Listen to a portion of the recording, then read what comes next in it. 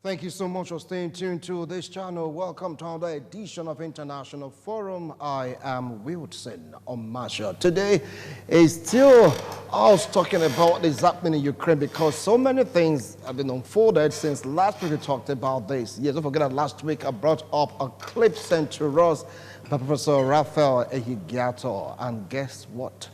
He's here with me in the studio to really share his experience while in Ukraine. I told you guys last week that he went to Ukraine after being here with us a week thereafter to go get back his son from Ukraine. He had to travel straight to Ukraine, and it was a whole lot of experience for him. Prof, welcome to International Forum. I appreciate your coming. From here you went down to Ukraine, and the rest now is history, but we really want you know your experience before we talk about the nitty-gritties of what Russia wants, what Ukraine will be willing to do, and of course the powers that be that has nothing to do with the war continuing or let's say coming to an end. But right now, you left this studio, you made an appeal. If they can really prevent this war, they should, but they didn't.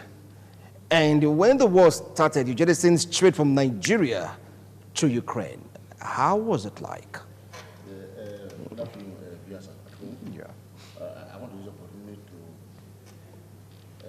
for those that don't know Nigerians coming back from Ukraine and those guys who are yet to come, I appreciate what they are going through, and I want to use the opportunity to encourage government to see what they can do to bring these guys back home. Yeah, I was here before I left from Ukraine, and he said that he asked me that question. I said, the best solution is to resolve this matter. Not try to put war with Russia. Because I happen to be, I studied in Russia, so I know them. And I've been to Ukraine, and it was not really easy. Because when we were there, I went to the university there, and I was asking one of the dean, what's your thing about this war? Russia is one of them. He told him that I think what they are thinking is that the Donbass region, comprising Donetsk and Luhansk, Lugansk, that's how they call it. Okay. English is Luhansk. Russian now call it Lugansk. So they are separated, so that he wants to connect those communities. Those the Donbass area. The Donbass region has boundary with Zaporozhye, Kharkiv in the north, in the west, and which other region? Crimea. Down south. So that's the thing. But this man has gone through to Belarus. Yeah. And from the map, you can see that Belarus is able to penetrate Kiev from Belarus. So yes, but let's watch. The next day, I think I traveled from, I went to Zaporozhye, where the energy, what do you call it? The power plant. The power plant, yes. Nuclear power plant. Yes, I went there. Well, that's it I was. So, then I traveled to Dnipro. Dnipro is about 1 hour from there, and came back the second day. So, I have to change my ticket and come back to Nigeria. On Wednesday, that Wednesday night, it happened. Russia attacked. So when we were there, on Thursday morning, everything was shut down. No transport, no food. I was in the hotel. Nothing. I said, guys, the problem will start. So, I said, let me arrange, because the advantage I have is that I can speak the language. Yeah. So let me arrange, I went to the guy who is the section, and said, let me arrange a bus. Okay, to go take me to Lviv. Lviv, from the way I am to Lviv, is about 16 hours by road. 16 hours by road? Yes. So he told me that can be risky. But we can help me get clearance from police and others.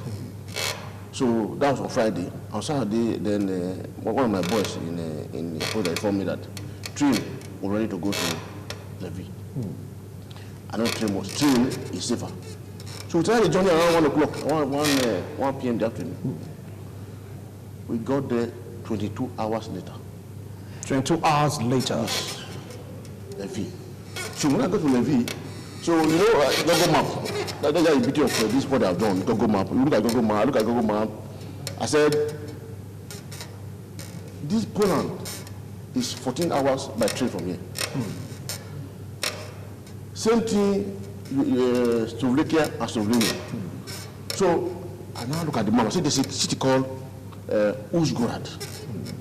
From Uzhgorod, you can decide to go to Poland. You have to go to Poland. Go to Poland. Slovenia. Slovenia and which other country? And Hungary. Hungary, yeah. Romania too. So when I got to, so I enter the train, go to Uzhgorod. Uzhgorod is 6 hours by train. That's right. So we got to, then where I sat down, when I was sitting in the train, we have some from Ukraine, they're not asking, where are you going to? They said, I'm going to a city before Uzhgorod. I said, but I want to get the border of Holland, of Hungary. Hungary. He said, yes, this is just from here. When you get to Uzhgorod, that's the end, that's where the train will end. Take taxi to a city called Chop. So he said, it's about 20 minutes drive from where I was, where I was stopped. So I Uber walk, boat. Yeah. I ordered for a boat and took me to Chop. When I got to Chop, so the first thing was to buy a ticket, train ticket, to pass through the border between, that Chop is the border between Hungary and Ukraine. Ukraine. So, after buying the ticket, when I got there, more than 1,000 persons. What a course. It was difficult. That is where I think I said that I was there around 8 o'clock. From 8 o'clock till 4 in the morning I was standing. Nowhere to sit. The place was rowdy and some people were falling, fainting. What they did was they have a medical doctor who always come and check and rescue and try to solve all these issues. So I was able to cross around 4 o'clock in the morning or 5.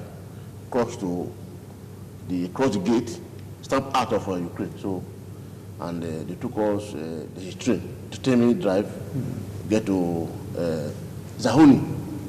And that train is called Zahoni. So we go to Zahoni. More excited from all this journey from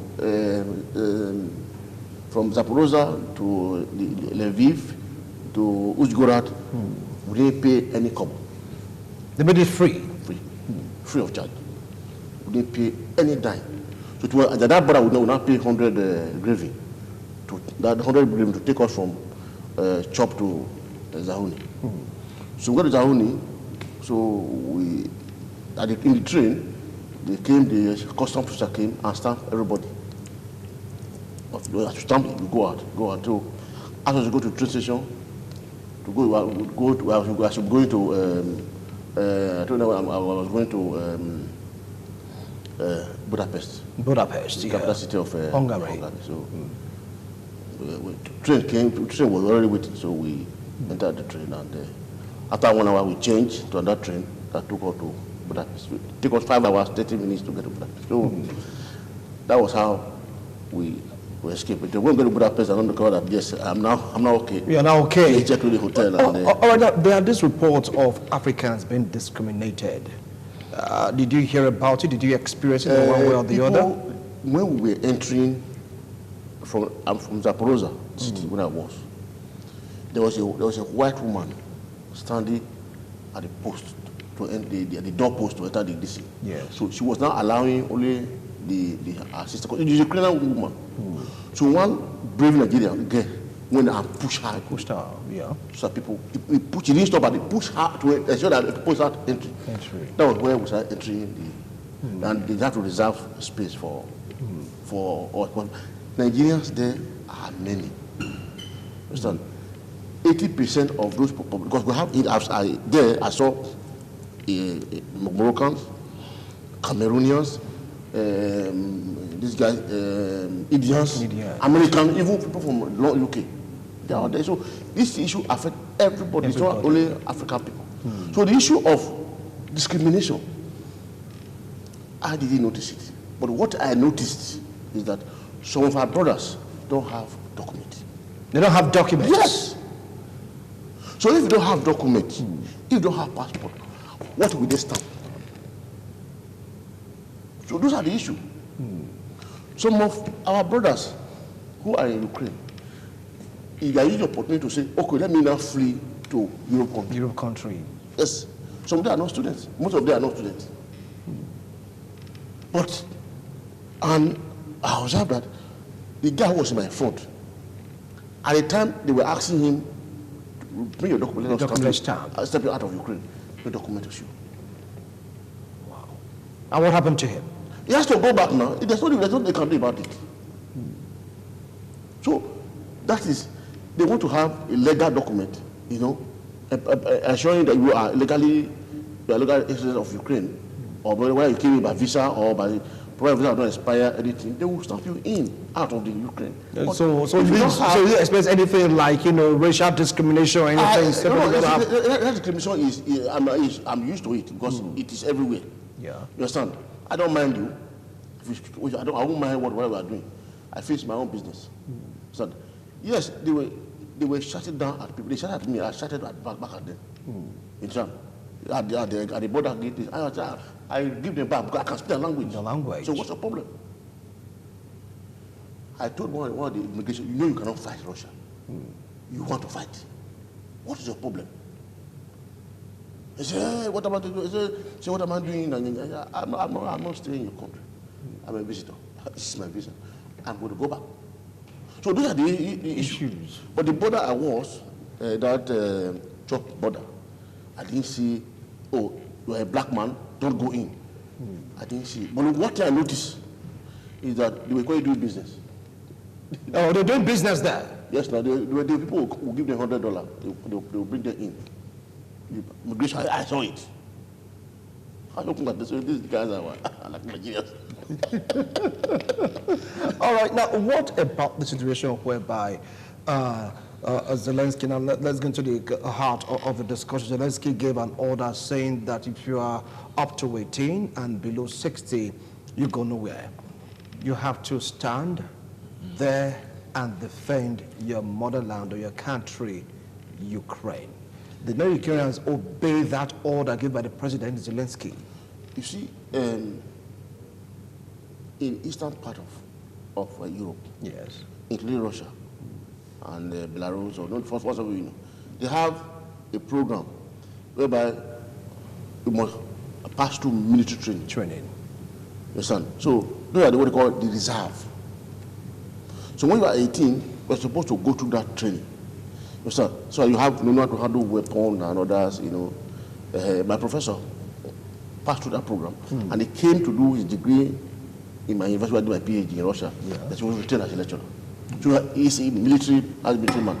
So that is it. So it is their own way of, it's their reserve. So somebody calling for reserve, I don't think there's any problem with it, because if you look at, I will try to look at the Russian, Ukrainian, full army ratio. Ukraine have 209,000 army. The one that's functional army. Like 209,000? Yes. Yes. Russia have 999,000. So by one, almost a billion. So I don't know. You see, if you look at ratio by ratio, you don't have ratio. What is the ratio? So this is the thing. If you look at the reserve too, Russia, there are more. So the president of Ukraine, Vladimir, yes, okay. Vladimir, calling for their reserve to stay behind and fight the war. I don't see it's their own culture. That's their own. But do you see them staying behind to fight the war? If the answer is yes, how come we're seeing wretchedness of Ukrainians who running away from Ukraine? They are from Kiev. They are running. I don't want me. Because you see, at the beginning, there was no need for this war. Nobody want to die. The person you are dealing, you are trying to fight with, will go back. I will talk about Putin himself. I did the process, so they know, people know who is Putin. It's only a man that is there. He liked war. He has fought for the church. You remember? Yeah. Huh? You hear that one? You hear that one again? And that war he fought is what this I forgot the another country. The country that he pulled out of Soviet Union that time. Georgia. He fought Georgia. Then when we fought Georgia, I was in Russia that doing my PhD. Crimea War. He fought. This is the fourth one. It's a man that brought Russia out of nothing to where they are now. So we went to test it. So you tell a man you there. So you're saying all Israel right now is to test the strength of Russia? Is that what he's doing right now? Yeah, they have done a lot of it, yes. Because when we in Russia, you see, my university is a university that has something to do with positioning. You know, when you're going to attack somebody, you have to know your position. Yeah. They coordinate all this. They send their people for training, training to others. Sometimes I have to interact with them. They are young boys like this who tell you that, look, I want to be an army. I love war. It's a mentality. The budget for Russia army a year is more than the whole Africa combined. So it is not a man that a man that you joke with. It's a man that's prepared for war at any point in time. So you don't just go there. What are the demand? It's a NATO issue. NATO want to become a NATO.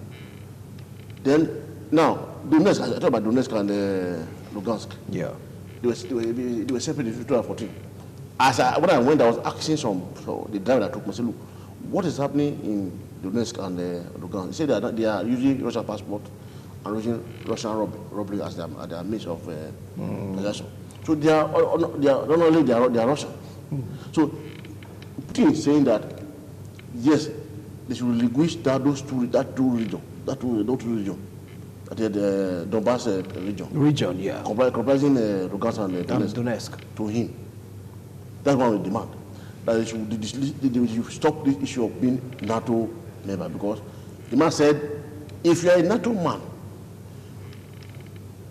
we know that Russian and the West, they're not friendly. They will have a base in Ukraine, then Russian is at risk. That's what Putin is saying. That's the one when we separated. We have an agreement that we will not do anything to hurt our neighbor. Our neighbors. So the same thing that happened in 2014 when Victor was president of Ukraine. He wanted to join EU.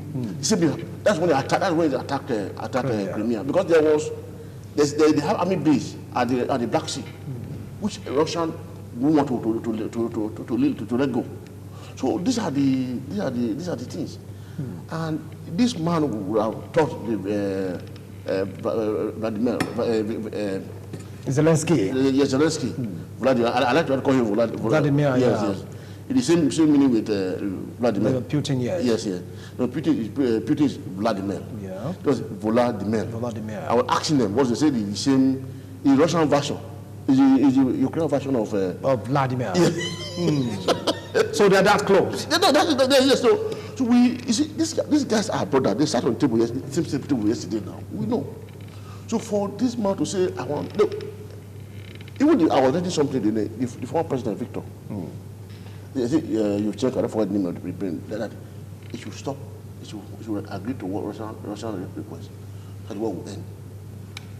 The kind of damage they have made in these few days, for the next 20 years, they can't recover. Hold on. The kind of damage that Russia has inflicted on Ukraine, they cannot recover in the next 20 years. I'm telling you. But media, like CNN, Al Jazeera, they're saying that Russia is finding it difficult to enter Kiev. That's what they're saying. They're just throwing missiles everywhere. The city are worse. They've bombed they have international airport there. Yes. They bombed the wrong way. Destroyed the wrong way. They have two train stations in that city. They destroyed one. That's one city. They attacked the nuclear power plant. You remember? Yeah. They were told that they didn't affect the main building, but those buildings around it, So how to do construction is difficult. Story building that about 20 floors. How long would it take you to complete it? Not one, not two, not three. Damaged bridges are not so easy. So they drag themselves back and back and back. Right. And the oil they have in Ukraine is student. Like, I mean, the resources like Nigeria, or Germany resources. It's student. British from foreign country to study. To study Ukraine. The city I was talking to, they said they have more than 3,000 Indians in that university. One. More than 3,000, not Nigerians. So the mainstay is like, of foreign tourism, education, and rest of people come because they have English medium of learning. These guys are very good in science. There's no they're very good in science and medicine. They're very good. So they have English medium training students. So our students are there. All my interviewed people I met, spoke with, all of them were studying medicine. Even people from Cameroon, I met, they were together, Cameroonians. All right, there's this report that some Nigerians are saying that they rather died there in Ukraine than coming back to Nigeria. Did you encounter anyone of such? When we were going from Zaporozhye to Lviv, yes, I had some guests were discussing that one of our roommates said he was not coming to Nigeria.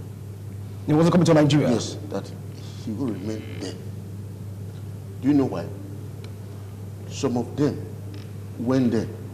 Their parents managed, if borrowed money, to take them to Ukraine. They register for education, if medicine. They will start working to train themselves. They are now the people, they are not the same. That's the person who you would show in school. It's now the one person taking care of the parents at home. At home. Maybe the money they borrowed to take care of overseas has not been paid completely. You expect that same person to say, I want to go back to Nigeria. It's going to be very difficult. So some of them are training themselves. I know. They work. Even the girl was saying, I work to train myself.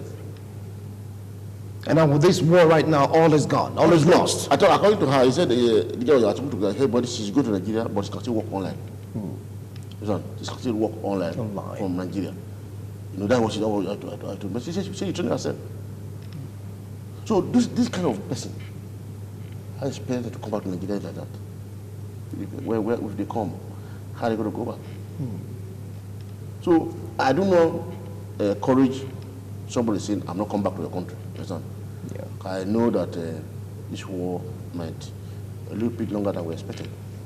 All right, if you just joined us, this is the International Forum. Last week I told you earlier on that we had a video clip from Professor Raphael Ehigato. Is a man here with me in the studio. He was there in Ukraine. He took that shot in the city of Chop because he went to bring back someone that was so dear, that is so dear to him. I really wanted to call him the James Bond of Uniden or what? Because he went to the lion's den to bring us something that's precious to him. Now, the conditions given by Russia, the Donbass region, demilitarized, and of course Zelensky come and answer to Mother Russia, your atrocities against our region. Do you see Ukraine following suit of, let's say, abiding by those conditions given to them by Russia? Some of the conditions are very, very stiff. Like, now, hand over Crimea to Russia. I don't know why they are making that demand. Because Crimea already belongs to Russia. It's controlled by Russia. And Donbass region, they've taken over the Donbass region.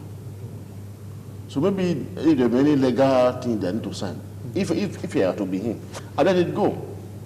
For peace to reign. Yes, but those people, they don't want to be in Ukraine. They don't want. Because that part of region, where is very close to Russia, they speak Russian most. So there's nobody in Ukraine that cannot speak Russian. And nobody, because it is on the street. Yes. They speak Russian. In classroom, they try to teach their children Ukrainian language. Understand? So that part of that eastern part of Ukraine is mostly Russian. If that is in my view, if that is the only condition for peace to reign, let it go. So, but coming to Motherland to go and answer a question, that might be difficult. Understand? Then I think that mostly three things that says that okay, you will desist from being try to be a NATO member. Crimea and Donbass region. Three major requests. So if I were to be him, you have to give it up because you cannot fight Russia. But Ukraine is a sovereign state. Do you see Zelensky cowering out of this situation? When they were preparing for this battle, I was thinking that Ukraine have air defense. Only one night, Russia finished everything. Russia destroyed the air defense of Ukraine one night. What about those videos we saw online that the Ukrainians are like, fighting Russian jets and the rest of them? No, but if they, since then, I've heard that Ukrainian have to throw one bomb to any community in. So in one night, Russia leveled the air defense of Ukraine. But one night, that on Thursday night, Wednesday night, I already did it. That was the first attack. That was the first attack. And some major airports, so I cannot take off. So that was the so, and I was thinking that maybe they will have air defense to stop all those. They could not stop it. How we know that Russia has Satan 2 means that they have not used. Satan 2, they can go from south to pole to North Pole. They are still there. So they have a lot of, listen, when this guy came in, Putin, they had GLONASS satellite. GLONASS. So before it was distributed by Boris Johnson, yes. So they were not functioning. Because now they will now rely on only American satellite, no GPS. So when the guy came in, he revived it. So if they are sending bomb or missile to any country, his satellite to position, because you know where you are, where you are going to the navigation system, If US put off their own, or they will call selected the variability, SA, to error into the system, it will affect Russia. They have their own. So maybe Russia is this prepared? Yes, no. They have the GNSS, they have they call it global satellite system. They have it on their own. So, and this will aid you in precise, because you said we use precision equipment. Yes. Yes. Yes. That has blown us. All right, now, but in course of this, Zelensky accused Russia of murdering civilians. What's your view on that? You see, that's why I say that's why we don't pray for war. When I say a pop member to say I want to fight war, they should learn from this. No, war is not good. By the time you start fighting war, or the unexpected will happen. That's it. It's something to human error. Maybe you are seeing a building from the central imagery. Maybe you see that building as maybe targeted as maybe military base, whereas it's a civilian base. You send missile. You can destroy people, human being. That's the truth. All right. Ukraine made some demands from the West and, of course, from NATO. It's like those demands are not being met vis-a-vis the no-fly zone over Ukraine. Yes. NATO said they just can't enforce that. The West also said they can't enforce that. Why can't they enforce the no-fly zone over Ukraine? Yeah, according to, I was reading something about that. Yes. But they are saying that if you do that, they are calling for Third World War. For Third World War? Yes. If you do that, Russia will start fighting the whole world, everybody. Start throwing bombs to some cities and start wahala will start. If you throw bomb to my city, I will retaliate, isn't it? Yeah. Trouble has started. So that is the only reason I'm seeing they are giving, that they don't want the no-fly zone over Ukraine, so that there will be, if they can, I think they are trying to see if they can resolve it. But Vladimir Putin, a KGB man, is a very, very stubborn person. If you read, you have read the history of Vladimir Putin. He has no brother. The father is dead. In the late 30s, All right. Now you also don't want to go for a break. When we return, we'll continue with this discussion. Professor Raphael Gatto just came back from Ukraine. He's also in the studio. He has shared his experience, and of course, in Ukraine. But we may revisit it once more before we call it a wrap on this show. Don't go away.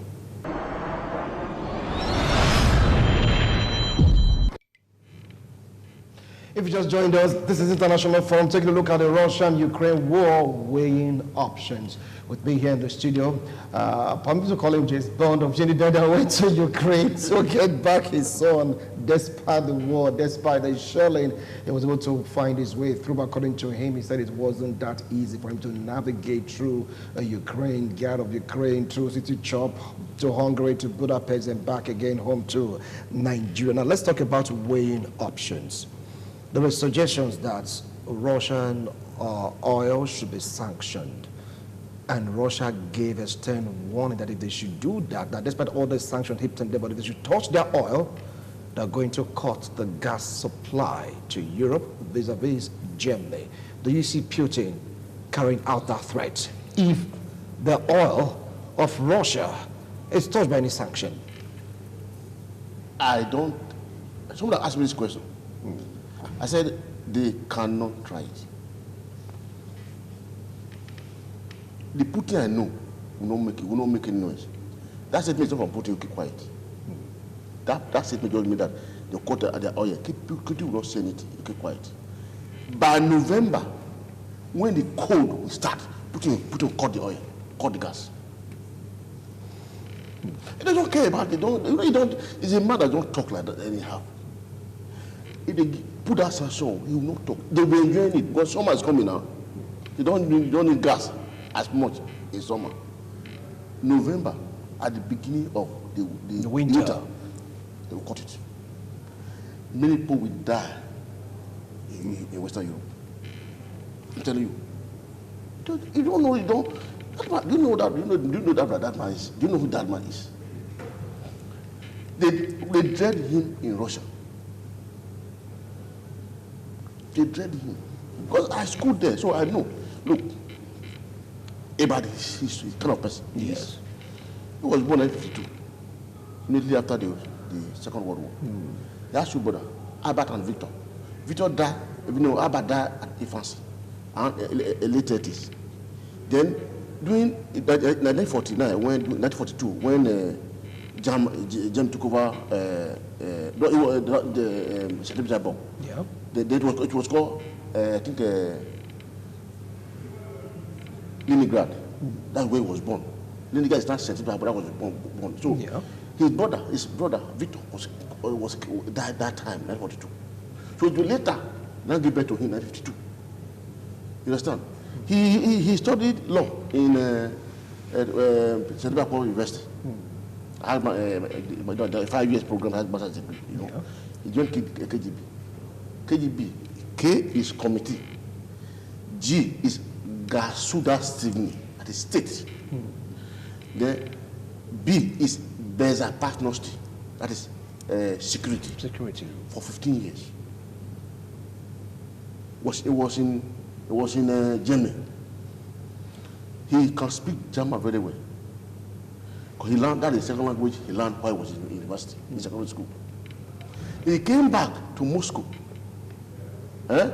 joined politics. He now made him director, Federactory, Luzba, Bezopasnosti, that is Federal Security Service. He was the director. Under Boris Johnson. Boris Johnson, when he resigned, Boris Johnson made him Prime Minister. And when he resigned, he handed over to him as a president. Remember, if you remember. Yeah. Then 2000, he won the election. 2004, he had a second election. Then 2008, he left office. Hand over to his friend, Dmitry Medvedev, to him for 4 years. Then he was the prime minister.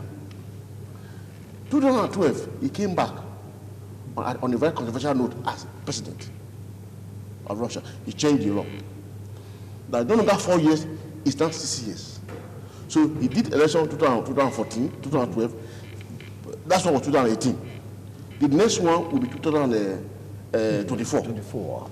And 2030 and 2036. He changed the law last 2021 that will enable him to stay till 2036. 36. So that's what I mean. So this guy is prepared. He's prepared. So when you say you want to, by October 7 now, it will be 70 years.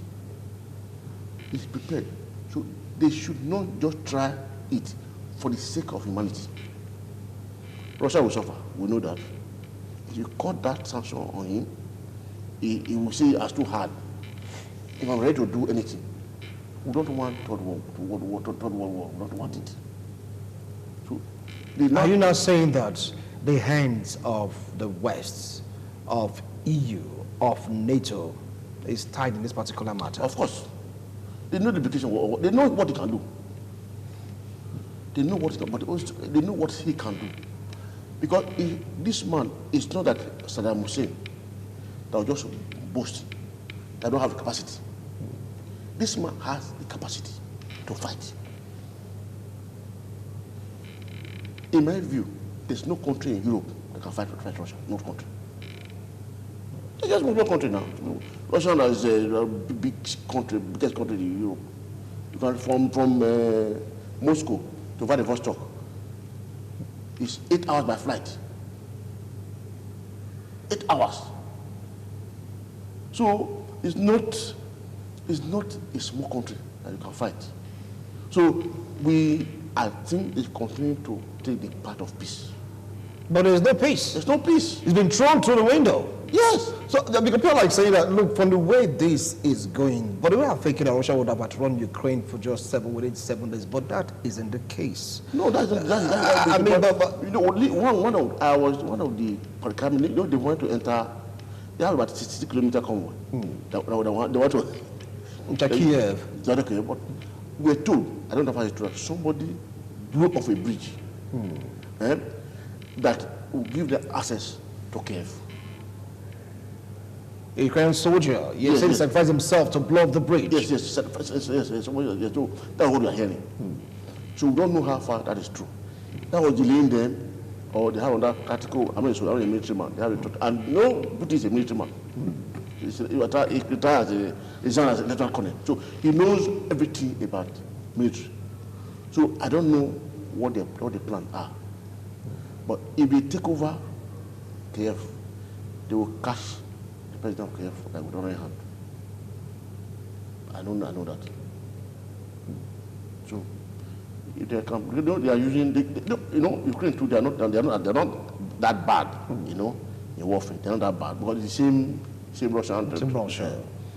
Then they still know what have been. But my surprise is that they disarm one night all their air base. Other air base. One night. Russia disarmed all nuclear. Yes. They cannot take things. They have those things have been damaged. I was thinking that they will have those air protection that will stop it from, Otherwise, if they have been able to attack one Russian city, then the pressure will be on Russia. On Russia, yes. They have not been able. If you throw it, like, look at Georgian war. You know what happened in Georgia? I was there. Georgia. We went Georgian war. You know what Georgia were doing? Georgia cannot fight Russia. They will not use suicide bomb. Somebody will come to, if you get to Moscow, Moscow is a beautiful city. And they have good, rail network underground. Yeah. They have 1, 2, 3 coaches. One train will be here, like this. Somebody will take bomb inside there and blow up the place. So Russia was scared. They have to settle. So it was now that was the strategy they were using. They used for Russia then when we were there. They just cannot fight Russia. They know. The one they took over everywhere. Their guys were doing the bombing here in Moscow. You hear, everybody scattered. So himself was not like so that was what brought an end to that war. So everybody had to negotiate, and that was stopped. Churchill war too. That was how they dealt with them. This is the fourth war he's fighting. Now, do you think Ukraine will take that measure? Because Zelensky said something that Russia don't know what is coming yet. We don't know what they have. We don't know what they have in their mind. We don't know what they have in their mind because there's a saying I work hard, you don't keep. You know, I'm among them. So Yeah. if I travel overseas, I feel more comfortable in the Eastern Europe, Belarus, Poland, because I can speak. If I want to, I'll see somebody that can interact with. Unlike when I went to Budapest, so I can't speak their language. So I'll look for somebody who can speak English to interpret for me. But if I go to Eastern part of Europe, Russia, Belarus, all those areas. I don't have problem. Now, from your analysis as that man that lived in Russia, you've been to Ukraine and taking a look at the world, despite the sanctions by foreign bodies, Russia is still mounting pressure, saying that Ukraine must bow to her demand. Yes. What do you think will be the outcome of all this? Because right now they're talking about ceasefire. Yes. If there's ceasefire and Ukraine, they want Ukraine to recognize that Crimea belongs to Russia. Is that if that's what that would bring? That, if my view, I already say my view. If that's what would bring peace, let it go. Civilians are suffering. Old mothers, children are dying because of you. If Donbass area is what they want, they're talking about Donbass area. If there's one agreement, this territory does not belong to Russia, let it go. They have been Russian since, but Donbass people, they use Russian passport and Russian, sorry, I said it as the money, Robbery. So, what is left? Let it go. NATO issue, okay, relax it. So that there will be peace. Apart from that, this man will not stop. He said, either by army or by negotiation, I'll get what I want. It's more than you. Then if you want to face in the future, go and prepare. Go and bring up your army. Go to the research, have more technology than they have. Put more money on army and fight in the future. If you want. You mean for now there is no way for Ukraine? I said no hope. I said the UK cannot. Not only Ukraine. All those people that are making map, they can't fight Russia. They cannot. They cannot. Name the country. Name the country. Russia. You cannot fight them. Everyone they want to fight war. They want to fight war, but you don't want to fight war. Not all those military people you see in Europe that's living with dog everywhere. No. Russian soldier is a soldier. They're in the bush. You don't see them. You don't see them. They are in the training ground every day. These guys are ready for. They are very, very ready. I saw Ukrainian soldier at the border. Small. Just saw this. I saw the Ukrainian soldier. Because that border, they brought, when the crowd was much, they had to bring in military to calm tension down. When I saw this Russian Ukrainian, I said, no, this is not Russia. If you see a Russian military man, you know that's a Russian military man.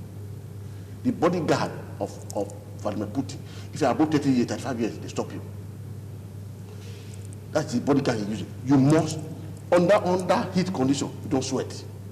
Under very cold condition, you don't feel cold. These are healthy men. Putin bodyguard, they can't do anything.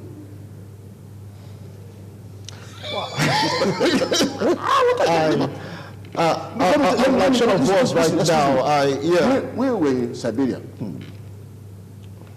when I know that Putin is coming, is that if I go to town, I will see strange face. Long, hefty men. I will not ask, I say, Putin is coming. They are everywhere. They don't mind you. They are everywhere. You see, these are the federal internal security personnel deployed by Putin. He's coming. So, before I call it a wrap on this show, because all you've been saying right now is like beefing up, or will I say hyping Russia, so to speak, because of what you've seen them do, because you've lived there amongst them. You also compare the might of other European, the EU countries that are not up to the might of Russia. And of course, we have the China backing up Russia. Now, how long do you think this war will last? Because we are trying to weigh options right now to get out of this. Until Ukraine bow, Russia will not stop. So how long is all this will last? Excepting if dialogue, the China issue. China is a business country. You know what I mean? I don't think China want to go to war with Russia. That's my view. But they want the advantage of that war. They want to have it. That's my view. But for peace to reign, let us allow for let whatever he wants. Let it go. You say they should allow Putin have his way. Yeah, let it go, because I spoke to them in Ukraine. I said, look, you guys are making a mistake. I said, you guys are making a very big mistake. People will die. This man don't care. He don't care. Because look at he's accusing Ukraine of Nazism. Nazism, yeah. These are the people that killed his brother. German that killed his brother in his brother Victor, when he was born. So he has a biased mind against that parties. So it's an opportunity for them for him to take them out. Sometimes I see it as a war of revenge. The father is true. If you look at the father was a Navy man, Putin. Putin, that's his name. Navy officer. That in 1942, he was badly injured in the war. I think he died not quite long ago. So he's you know what I mean? He's somebody who has the military training, judo. He has blue belt. He can fight. You cannot beat Russia. You cannot beat him now one-on-one. You cannot. He's very smart. He will dismantle you. When Buhari was coming as president, I was saying that yes, this man will have capacity to stop Boko Haram. But as a military commander, he understands all the principles. There's nothing I'm going to tell the military, somebody who's a military man. If I'm a general in the army, I will meet Buhari, I will tell him something. Buhari knows everything as a military man. But that's not what we are seeing. All right. What advice do you have for the Nigerians that want to go to Ukraine to join the war to fight? To fight against Russia? They are not going to Ukraine to fight. When they get there, they run away. Okay, well, according to Prof, all cards are like on the table right now, and Russia is not backing out. Not today. Not for a long time. He said Ukraine should give in. The Ukrainians, led by Zelensky, saying no, we're going to fight to the finish. Glory to Ukraine and all that. But all he's been saying right now, talking about the might of Russia, that Ukraine should just give Putin what he wants. And Zelensky is like not really happy with the West. According to report, it's like he's frustrated with their input in the war. Why is it so? The thing is that, yeah. Zelensky, I like call him Vladimir. He was, he was not really straightforward. But by the time sometimes we agree. When the Western part talk to him, it will change. I said that time here, if you can remember. I said, America and NATO cannot fight. Who come and fight Russia? I said it. That's what we are seeing now. They push him into this war. They push him. Because there's no need, because he has said that, look, you cannot just join NATO. This is not our agreement. That when we parted.